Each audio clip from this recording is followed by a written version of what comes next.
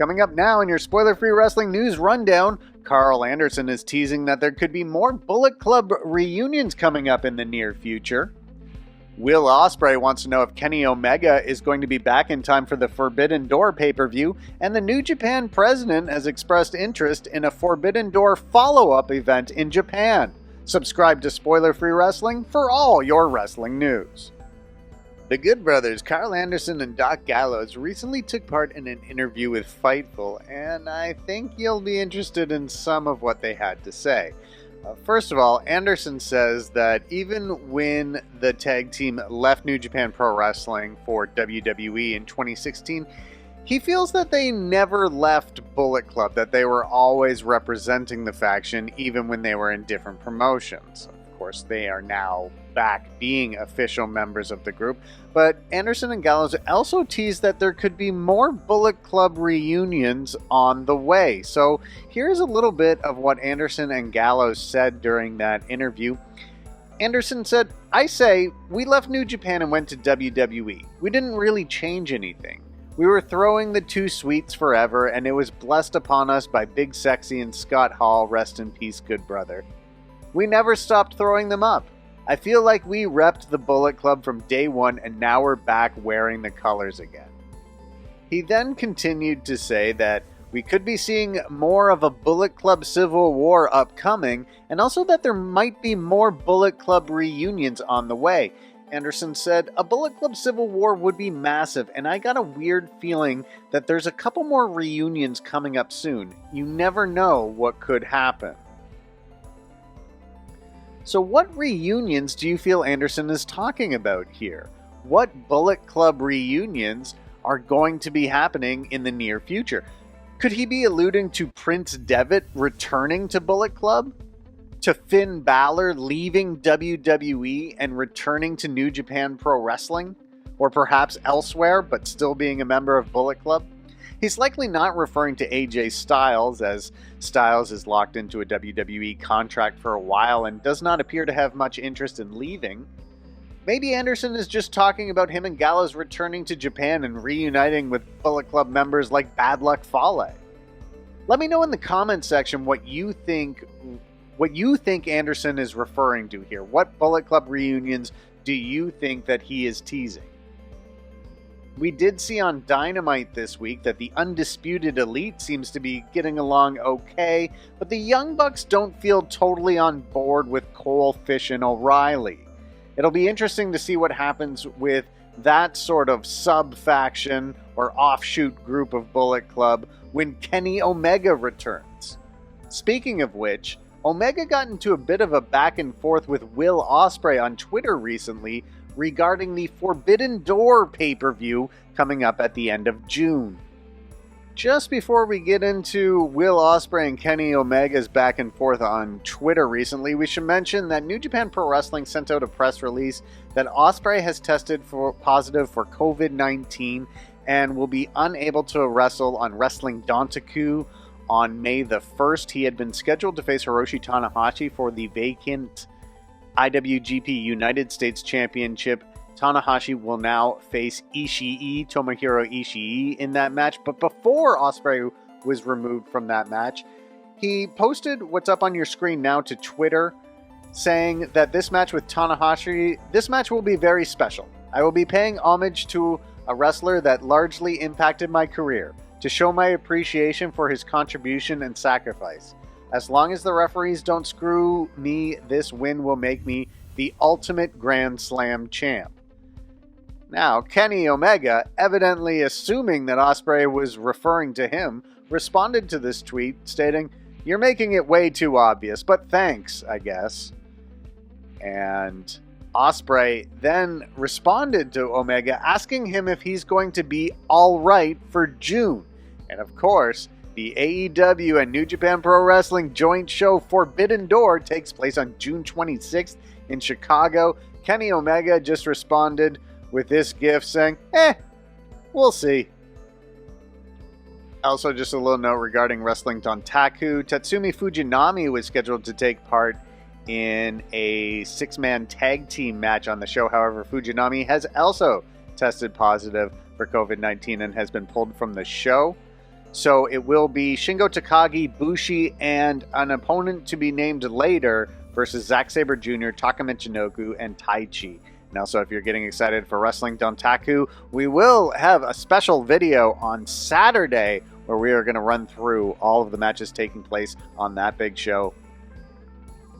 Speaking of the Forbidden Door pay-per-view, the New Japan Pro Wrestling president Takami Obari recently spoke to Sports Illustrated about the possibility of a Forbidden Door follow-up event being hosted in Japan.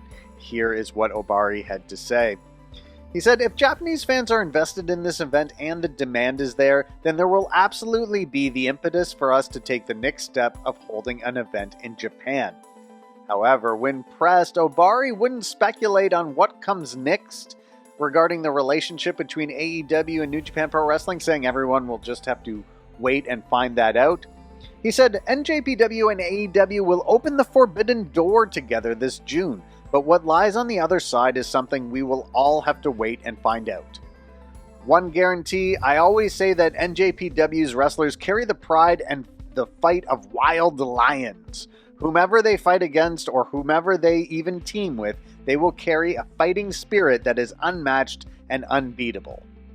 So what do you guys have to say about the possibility of a follow-up event to Forbidden Door being hosted in Japan with AEW wrestlers facing New Japan Pro Wrestling wrestlers? Let me know in the comments section what you think about that possibility.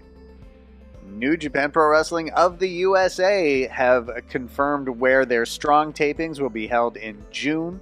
So on June 19th, that's just 1 week from the New Japan Pro Wrestling and AEW joint Forbidden Door show. So 1 week before that show, New Japan Pro Wrestling will present Ignition from the Vermont and Hollywood. They're back inside that venue in Los Angeles. You can see Jay White is the featured performer on the graphic. So far, just Jay White, Hikuleo, Tom Lawler, and Mascara Dorada have been confirmed for the show, but matches and more will be announced likely in the coming weeks. New Japan Pro Wrestling of the USA has 2 events coming up in May. They will have the Capital Collision pay-per-view in Washington, D.C. on May the 14th. The following night, they will head to the 2300 Arena in Philadelphia for Collision, which will be a set of Strong tapings. We have our first official match confirmed for the Double or Nothing pay-per-view in Las Vegas on Sunday, May the 29th. It will be AEW World Champion Adam Hangman Page defending that title against CM Punk. And I want to know what you think. Who is going to win this match? Is CM Punk going to win the AEW World Championship in Las Vegas on May 29th? Or will Hangman Page retain? There's a lot of different varying opinions about who's going to walk away from this match as the champion. Of course, whoever does win this match on May 29th will likely walk in to the June 26th Forbidden Door pay-per-view as the AEW World Champion and likely have to defend that title against someone from the New Japan Pro Wrestling roster, as that event will be AEW wrestlers against New Japan Pro Wrestling wrestlers. Now, according to the Wrestling Observer, last night's AEW Dynamite had to be heavily rewritten as Hangman Page was off the show due to having COVID. So on Wednesday morning, Hangman Page took to Twitter and wrote, "Dynamite is tonight at 8 p.m. on TBS, but I will not be on there because my face is full of COVID snot. Sorry, please enjoy regardless." So on Dynamite, after the opening match between Dax Harwood and Cash Wheeler, it was announced that Punk and Hangman Page will wrestle on the pay-per-view. Punk then cut a promo on Hangman Page, so we have Babyface versus Babyface, 2 of the most popular wrestlers in AEW squaring off with the title on the line in Las Vegas. It should be interesting. So let me know in the comment section who wins between Punk and Hangman Page. Also on AEW Dynamite this Wednesday, Scorpio Sky regained the TNT Championship. He defeated Sammy Guevara in a fairly intense ladder match in the main event. So Sammy Guevara's 3rd reign with the TNT Championship ends after just 12 days. He had defeated Scorpio Sky to win the title at Battle of the Belts 2 in Garland, Texas. So this was actually the 11th time that the TNT Championship has changed hands in just 23 months. The first TNT champion was Cody Rhodes, and he was crowned at Double or Nothing in 2020 on May 23rd that year. And so in total, 6 people have held the title. Cody Rhodes and Sammy Guevara each have held it 3 times. Scorpio Sky now in his 2nd title reign. Darby Allin, however, has spent more time as the TNT champion than anyone else. His 186-day reign is the longest all time with the belt, and it's also the most combined days that anybody has spent with the title as well. In other news from Dynamite this week, we kick things off with the members of FTR, Cash Wheeler and Dax Harwood facing each other in an Owen Hart Foundation tournament qualifying match, and it would be Harwood who would punch his ticket into the tournament. So the finish of the match saw Wheeler injure his knee, and then Harwood looked like he was going to put his partner into a sharpshooter. However, he then had second thoughts, perhaps not wanting to injure his tag partner further.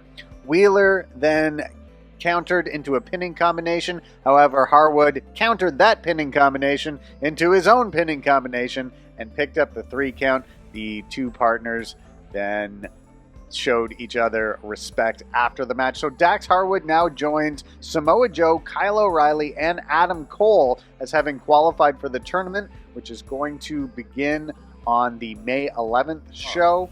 Speaking of FTR, they were both on an episode of The Sessions with Renee Paquette recently, and they addressed recent reports that WWE was interested in bringing them back. So there had been reports that WWE was interested in bringing back the former Revival. However, it was later revealed by Tony Khan that FTR have 1 more year remaining on their contract, and then after that, there is the option for AEW to extend their contract by another year. So FTR are not going to be free agents anytime soon, or at least not likely.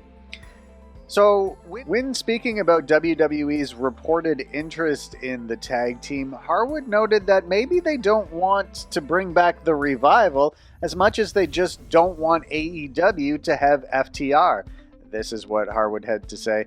And then I started thinking, do they want us, or do they want AEW to not have us? It's cool for Cody to do what he's done, but there's just so many unknowns there. Would they ever focus on tag team wrestling the way we've been able to the last 2 years? And then Wheeler added in, I don't know how much has changed there as far as what we wanted tag team wrestling to be. And now we're getting to show everybody what tag team wrestling can be and what our vision of it is. They also noted that they would not talk with any other promotions about contracts while under contract to AEW. Harwood said, I told Tony, because obviously he heard about it, I told him that there's no way that we would ever talk contracts with anybody while we were working for him. We have way too much respect for him, and our word means something. So despite those reports that had said WWE was interested in FTR, it does not appear as though FTR is very interested in WWE, and they're under contract with AEW for a while still.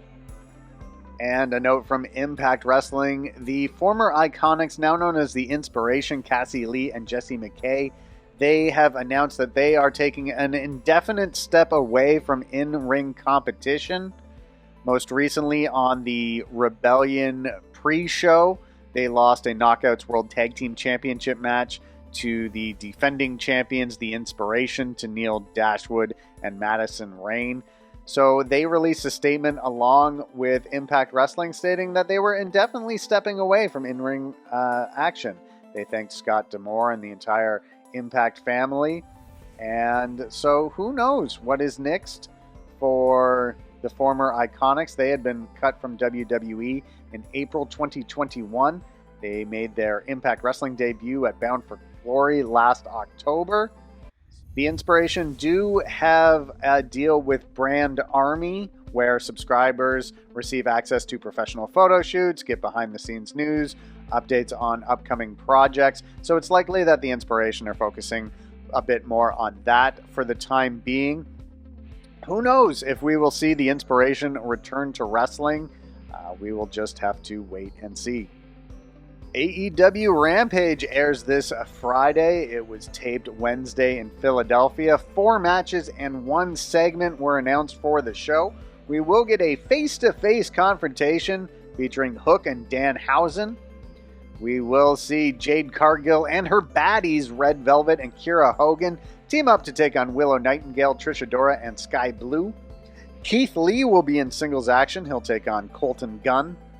In an Owen Hart Foundation men's tournament qualifier, Darby Allin will face Swerve Strickland. Those two have faced each other on the independent scene frequently throughout the years. And for the ROH World Television Championship, Samoa Joe will defend against the Best Friends' Trent Beretta.